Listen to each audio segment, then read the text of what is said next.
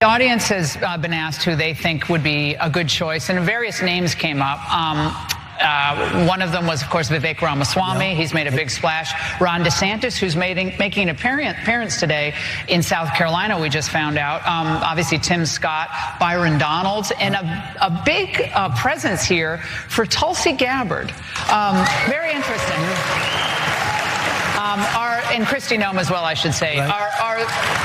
Are they all on your short list? And when can we expect that you will announce your choice? The one thing that always surprises me is that the VP choice has absolutely no impact.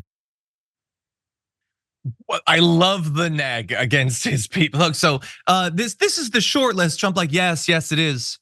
Doesn't matter. Nobody cares about any of those chuckleheads. Jesus, man. Why would you want to be this guy's VP? First of all, you know that in reality, you don't have much power. No VP other than Dick Cheney has, and I don't think that we should go down that road again. Second of all, there's at least a 50-50 chance that he's gonna send a mob to murder you someday. And along the way, he's gonna mock you to your face over and over, shredding your reputation and possibly your sense of self, your ego or whatever. Why would anyone want this position? But a lot of people do. She listed a ton of names there. Thank you, producer Mike, for putting that in. That was actually very helpful.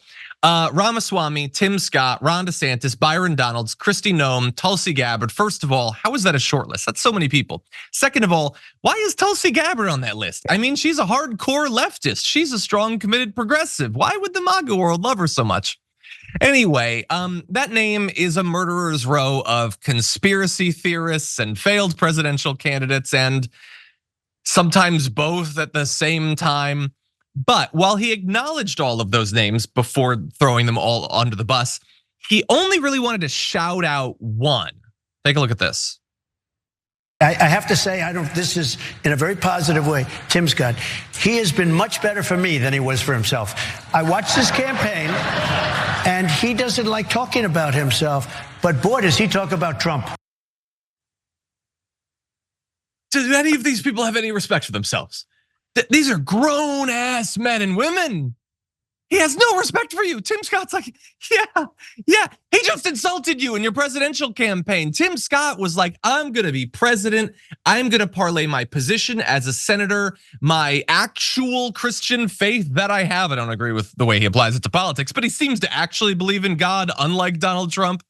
And he's like, yeah, he's better for me than his own campaign, which was a real turd, let me tell you. He's slapping you across the face and you're smiling for more. So anyway, I have other thoughts. Sharon, I want your thoughts about that list. What do you think of it? I'm itchy. It's just like, I can't. It's like I have fleas or something watching that. How emasculating. It's just so gross to see Tim Scott just grinning and doing the fake mouth open. I'm so happy.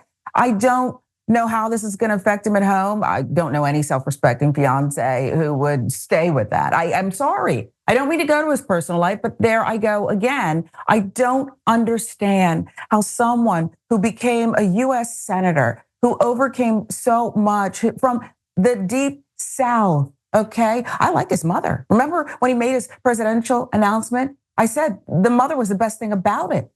How can he continue to hold his head up and just walk throughout America's streets where he's touting this guy and this guy is mocking him? Yeah, every single one of them, and not just the people in that short list, everyone who is still a notable Republican has made the calculation that he is going to, for years, just kick me in the nuts over and over and over again. But afterward, clutching what remains of my crotch, I can become, insert a thing, a Fox News host, a senator, or president, whatever. They all think that. Ted Cruz thinks that, and Marco Rubio thinks that, and Lindsey Graham thinks that, Tim Scott thinks, they all do. He's gonna abuse me and abuse me and abuse me. But at the end of the day, it'll be worth it, right? Is it worth it? And by the way, to those who he abused by not being on the list, I just want to point out, how do you like that, Carrie Lake? How do you like that short list, Marjorie Greene? You notice that you're not on it. And I'm not even saying he didn't mention you. Laura Ingraham didn't even think that you were worth mentioning. You having a good day?